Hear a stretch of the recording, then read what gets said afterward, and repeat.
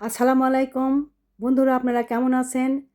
আহ, আপনাদের সামনে আজকে আমি তেলের বড়ার রেসিপিটা দেখাবো। আর এর সাথে আমি মাসে কত টাকা ইনকাম করি সেটা আপনাদের জানাবো।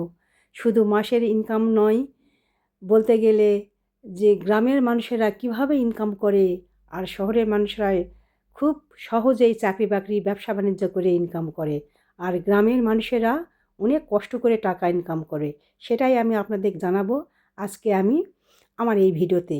আপনারা তাহলে শুনুন। আমি যে প্রথমে করি কি, আমার আমার সংসারে আছে কবুতর, সেখান থেকে মাসে 7 থেকে 8 জোড়া বাচ্চা দেয়।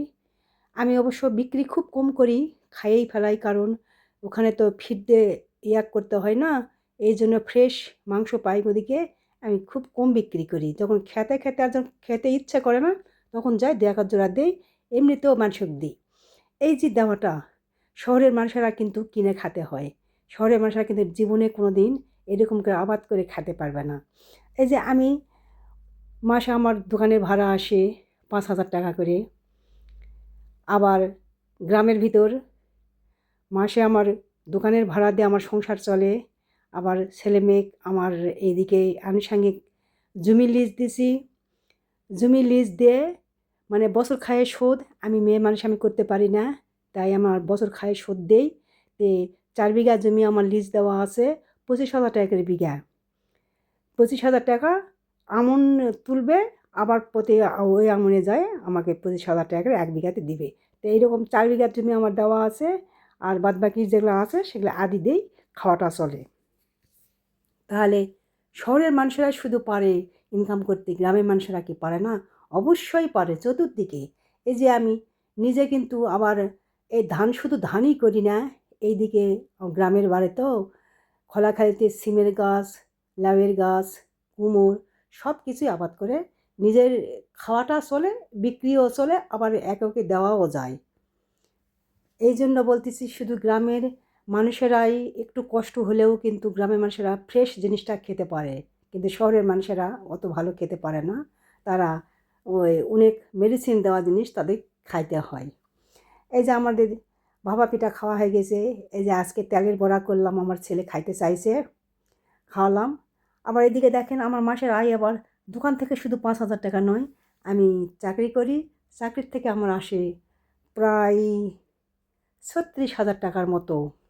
এদিকে আমার 2 সন্তান খরচ দিয়ে আমার অনেক কিছু বাঁচে যায়, আমার ব্যাংকে জমা হয়। আর গ্রাম শহর যদি হতো তা আমার খাইতে খাইতে সব কিছু শেষ হতো, কিন্তু গ্রামে আমার কিছুই কিনতে হয় না। মুরগি, হাঁস আমি পালিয়ে খাই, আমার হাঁস কিন্তু 10-15টা, জব করে খেতে খেতে এখন 8টা টিকেছে। 8টার মধ্যে প্রতিদিন ডিম দেয়, মনে করেন যে 5টা 6টা, 5টা 6টা, 4টার নিচের ডিম কেউ দেয় না। 4টার নিচে ডিম আমি পাই না, প্রতিদিন যায় 4টা 5টা, 4টা 5টা প্রতিদিনই পাই। তাহলে দেখেন, এটা কিন্তু শহরের মানুষেরা পায় না, আমরা কিন্তু এটা পাই, বুঝতে পারছেন? আর আমার মেয়েকে দিতে হয় না, আমার মেয়ে দেই, মেয়েও পড়ে, মেয়ে ইঞ্জিনিয়ারিংয়ে পড়ে, সেখানে ও আপারকে কাজ করে ওর নিজের খরচ নিজে চালায়, এবং বাদবাকি টাকাগুলো আমাকেই দেয়, যে মা তুমি ধরো, তুমি নাও, তুমি আমাদের মানুষ করছো, তুমি নাও। তাহলে দেখেন, আমি গ্রামে থাকে এত কিছু করে অনেক টাকা ইনকাম করি। এটা কিন্তু অহংকার নয় ভাই, এটা কিন্তু সত্যি একটা গর্বের কথা। কারণ আমি যদি হাত পা গুটিয়ে বসে থাকতাম তাহলে হয়তো কিছুই আসতো না, জমি জমা হয়তো পড়েই থাকতো। সব কিছু তারা বলা দেয় শহরের থেকে কিন্তু একটা বেশি আমি ইনকামের সোর্স বের করেছি। তাহলে দেখেন, আপনারাও অবশ্যই চেষ্টা করবেন, গ্রামে থাকলে শুধু শহরে শহরে করবেন না, শহর শহর করবেন না।